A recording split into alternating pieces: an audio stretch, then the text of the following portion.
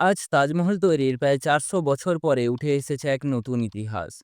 তাজমহল নাকি তেজমহলয়া? অনেকে বলেন মুমতাজ শাহজাহানের অমর ভালোবাসার প্রতীক এই তাজমহল।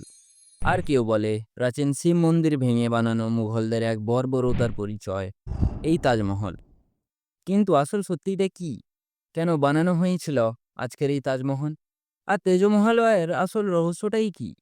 আর কেন কেটে নেওয়া হয়েছিল ২২,০০০ জন শ্রমিকের হাত? আর কেন বন্ধ হয়ে ২০টি দরজা? আজকে জানবো সব প্রশ্নেরই উত্তর আজকের এই এপিসোডটিতে। তো দেখতে থাকুন বন্ধুরা ভিডিওটি প্রথম থেকে শেষ পর্যন্ত।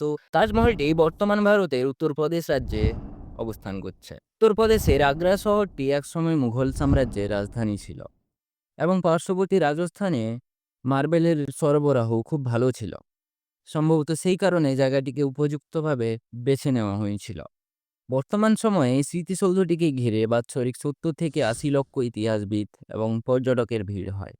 ৭ আশ্চর্যের এক আশ্চর্য তাজমহলকে নিয়ে ভালো করে জানতে হলে আমাদের জানতে হবে শাহজাহান এবং মুমতাজের সম্পর্ক এবং তেজমহলয়ের ইতিহাস নিয়ে।